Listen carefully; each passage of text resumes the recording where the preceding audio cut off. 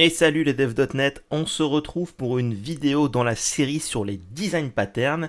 Et étant donné qu'on a terminé les patterns de structure, on va rentrer dans les patterns de comportement, behavior en anglais. Et le premier de la liste, ça va être le pattern commande. Si certains d'entre vous ont déjà fait par exemple du WPF ou du Xamarin Maui avec du binding et du XAML binding, ça devrait vous parler. Ce qu'on va faire ici, on va voir les fondamentaux de ce pattern, et pour les autres, pas d'inquiétude, bien sûr, ce sera couvert depuis la base. Avant de rentrer dans le vif du sujet, comme à chaque fois, si tu souhaites soutenir mon travail et si tu aimes ce que je fais, n'hésite pas à t'abonner à ma chaîne. Je précise que t'abonner n'implique pas d'activer les notifications, tu restes libre de désactiver ou non pour être prévenu quand je poste une nouvelle vidéo. N'oublie pas non plus de liker la vidéo avec le pouce bleu sous la vidéo, ça aide beaucoup la vidéo à être bien référencée. En effet, YouTube voit des vidéos likées, il va donc les mettre en avant, et donc ma chaîne aussi par la même occasion. Au plus ma chaîne est mise en avant, au plus je ferai du contenu. Et si tu veux plus de contenu autour de techno.net, je te renvoie vers ma plateforme htslearning.com, qui y trouvera notamment tout mon catalogue de formation, mais également un blog avec des articles de qualité en français que j'essaye de maintenir à jour avec un ensemble de partenaires. D'avance, je te remercie de ton soutien. Donc, le pattern commande, qu'est-ce que c'est? En fait, c'est extrêmement simple. Pour faire ça, on va prendre un exemple qui parle à tout le monde. On va faire l'implémentation d'une commande. Alors attention, pas le pattern en lui-même, mais d'une commande sur un magasin e-commerce. Pour faire simple, qu'est-ce qu'une commande? C'est je vais envoyer dans le système quelque chose qui va se réaliser, et normalement une commande est censée être asynchrone. En fait, c'est les fondamentaux de ça qui ont posé notamment la partie CQRS, parce que la commande, c'est j'envoie avec toutes les informations nécessaires dans le système quelque chose à exécuter, et j'attends pas de retour, ça s'exécute de façon asynchrone, et si retour il doit y avoir, il va m'être également renvoyé de façon asynchrone. Là, ici, on va le faire de façon assez basique. Je ne gérerai pas ni les accès concurrents, ni l'asynchronisme dans le sens asynchronisme d'exécution, pas asynchronisme et sync await. Ça, on peut également le mettre en place. On va voir rapidement comment. Mais dans l'idée, c'est un petit peu ça. C'est-à-dire que tu vas préparer un objet qui contient tout ce que tu veux réaliser comme action, l'envoyer dans le système. Le système va le récupérer. Typiquement, c'est le genre de truc dans CQRS qui va arriver par une queue, en fait, un bus de messages. Et donc, ton application va pomper tous les messages de ce bus et va les traiter dans l'ordre dans lequel ils ont été émis. Et donc par exemple, imaginons que deux personnes passent la même commande pour le même objet mais qu'il en restait qu'un en stock. Et bien le premier, sa commande va être honorée, le second va recevoir un email: désolé, votre produit n'est plus en stock, est-ce que vous souhaitez attendre que le stock se réachalande, et tout ça. Alors comment ça se passe? En fait, la première chose à faire, ça va être, comme à chaque fois avec les design patterns, j'ai envie de dire, de définir une abstraction, donc l'interface e-commande. Alors cette interface e-commande, en fait, elle va pas être très compliquée, parce qu'au final, on va la rendre assez simple, elle va juste avoir une méthode execute. Ça, c'est le pattern de base. Et pour ceux qui font déjà du WPF, ou si on veut améliorer un peu le comportement, on va également rajouter un booléen can execute. En fait, dans l'idée, c'est que execute, c'est je vais vraiment faire tourner la commande, avec ou sans d'ailleurs gestion des erreurs, à voir comment on l'implémente. Alors que can execute va nous permettre de tester en amont si la commande est réalisable. Et ça, c'est très pratique parce que tu vas interroger le système, c'est une espèce de requête pour lui dire, voilà, moi j'aimerais faire ça, est-ce que c'est possible? À un instant T, bien sûr, parce qu'à un instant T, ça peut être vrai et ça peut être faux 2 secondes plus tard, alors que ta commande est déjà partie. Mais ça permet d'éviter un petit peu la casse, comme par exemple, ça servirait à quoi d'avoir une commande qui soit lancée si tu vas acheter un article qui n'est déjà plus en stock? Dans ce cas-là, can execute retourne faux et tu vas déjà griser le bouton ou avoir un mécanisme d'UI intelligent. Ça, c'est la première chose. Donc ce qu'on va faire, on va rapidement créer ici un record qu'on va appeler article par exemple. Donc on va pas s'ennuyer, hein. On va faire juste un nom comme ça, et on va créer également un magasin. Donc je vais l'appeler ici magasin. Ça va être assez simple, cette classe. Elle va avoir une liste d'articles comme ceci. Donc dans le constructeur, on va rapidement mettre dans cette liste d'articles plusieurs petits articles rapidement, par exemple. Alors attention, ici, ça va pas être une liste d'articles telle quelle, ça va être une liste de tuples avec articles et une quantité. Donc on va plutôt l'appeler stock, ça va être un peu plus intelligent comme ça. Donc on va utiliser d'ailleurs le new simplifié pour pas se casser la tête, comme ceci. Donc on va faire un nouvel article, par exemple, on va l'appeler, allez, on va rester dans le bricolage, tournevis 2, et un nouvel article, marteau 1. Voilà, c'est un tout petit magasin. Donc dans l'idée, ce magasin, il va permettre qu'on puisse faire deux choses. La première chose, c'est vérifier est-ce qu'un article est en stock.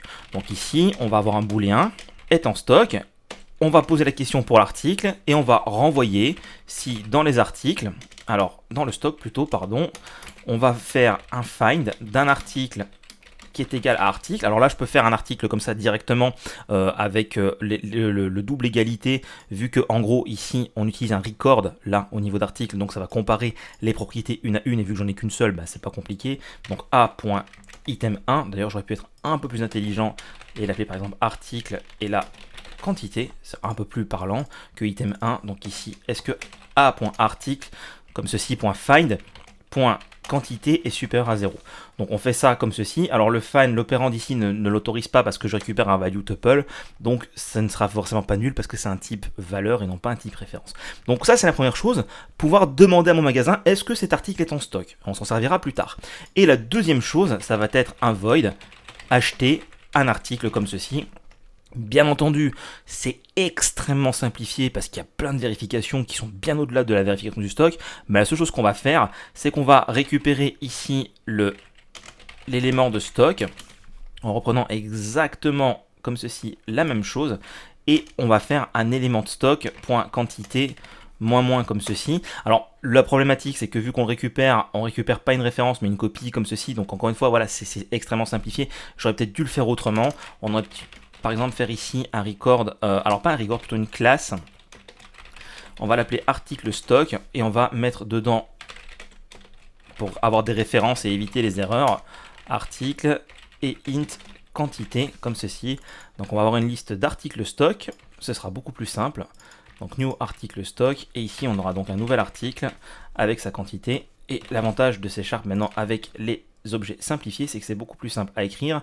Donc new article stock, alors d'ailleurs il faut que je le fasse comme ceci, article est égal à ça, quantité est égale à ça, comme ceci, et donc là, voilà, et donc ici, si élément stock n'est pas nul, dans ce cas-là, je fais quand même une vérification. Donc ça veut dire qu'en fait, pour acheter un article, en gros ici, si je l'ai bien en stock, et que le stock est bien là, donc la quantité est supérieure à 0, dans ce cas-là, je décrémente la quantité de cet élément en stock. Sinon, bah forcément, je ne peux pas le faire. Donc ça, on va dire, c'est l'implémentation de notre magasin, pas tellement de plus-value ici. Maintenant, ce qu'on va faire, c'est qu'on va créer une commande. Donc par exemple, on va mettre une classe qui va être acheter article, qui est donc une commande. Et donc dans cette commande, il faut bien implémenter l'interface. Donc pour acheter un article, il va bien falloir qu'on ait un can execute et un execute. Donc ici, forcément, dans le constructeur, il va nous falloir l'instance du magasin. Donc on imagine bien entendu que le magasin, c'est plutôt une notion de service qu'on va pouvoir contacter pour lui poser la question. Donc can execute, ça va être assez simple, parce qu'au final, pour acheter un article, il nous faut non seulement le magasin, mais il nous faut également l'article qu'on veut acheter, comme ceci. Donc je vais le stocker également dans la commande. Donc le can execute, c'est simple, on va retourner, est-ce que le magasin est en stock de l'article qu'on a stocké ici dans notre commande. Et si on veut l'exécuter, et bien dans ce cas-là, on va faire magasin.acheter l'article. Aussi simple que ça. Donc au final, en fait, là, dans notre cas, c'est assez simple, mais la commande va nous servir de proxy, si je puis dire ça comme ça, sans faire référence forcément au pattern proxy en tant que tel, mais va nous servir de proxy pour envoyer une requête dans le système. Et là, c'est le magasin, la classe magasin, qui est censée être assez intelligente pour être capable de gérer ça intelligemment. Donc au final, comment est-ce qu'on utilise ça? Imaginons par exemple ici, je vais créer un nouveau magasin. Donc ce qui est bien, c'est qu'il est déjà pré-initialisé, pas de problème pour ça, donc j'ai déjà des articles qui sont définis dedans. Et vu que l'article est un record, je peux créer un nouvel article directement, ce sera le même vu qu'il est comparé par rapport à sa valeur. Donc là, par exemple, je vais avoir une commande qui est new acheter article, la nouvelle commande. Donc je lui passe mon magasin et je veux acheter un nouvel article qui est par exemple le tournevis. Donc ce qui veut dire que après ça, je suis en capacité, ce qui serait pas mal, ce serait également d'avoir de façon publique la collection des articles en stock comme ceci, donc le stock, qui retourne donc as enumerable comme ceci, pour l'avoir de façon, on va dire de façon accessible en lecture. Donc ça nous permettrait d'aller vérifier, parce qu'en l'occurrence, si j'achète le tournevis, la quantité du tournevis qui est ici devrait être à 1 et non plus à 0. Alors là, ici, j'ai une erreur, effectivement. New article stock, pourquoi j'ai des parenthèses comme ceci, ça ne sert à rien. Donc, ici, ce que je vais pouvoir faire, je vais pouvoir faire un magasin.stock.firstOrDefault s.article.nom est égal à tournevis. Et là, ce qu'on va faire, c'est qu'on va écrire ça sur la console, comme ceci, et je sais pertinemment que j'ai un tournevis, donc je m'ennuie pas.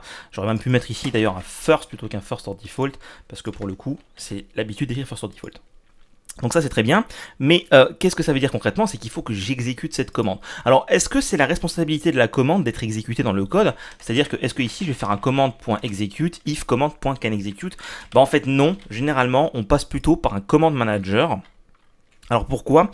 Pour en fait centraliser l'exécution des commandes et avoir du coup une intelligence, si je puis dire ça comme ça, dans l'exécution des commandes. Donc là par exemple ici on va avoir une classe qui va être un command manager qui va donc avoir une méthode void execute command qui prend en paramètre n'importe quelle commande et si command.canExecute, dans ce cas-là, command.execute.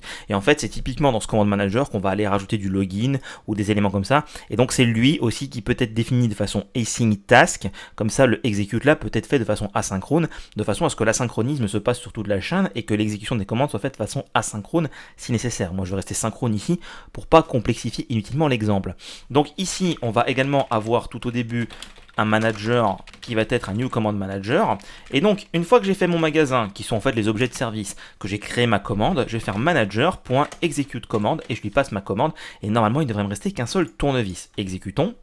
Si j'ai pas fait d'erreur, il reste un tournevis. Ce qui veut dire concrètement que si j'exécute une deuxième fois la même commande, ici, et que je reprends ce code-là, à cet endroit-là, il ne me reste pas de tournevis, zéro tournevis. Et donc, techniquement, si j'exécute une troisième fois la commande, ici, normalement, je devrais passer dans le canExecute qui est égal à false.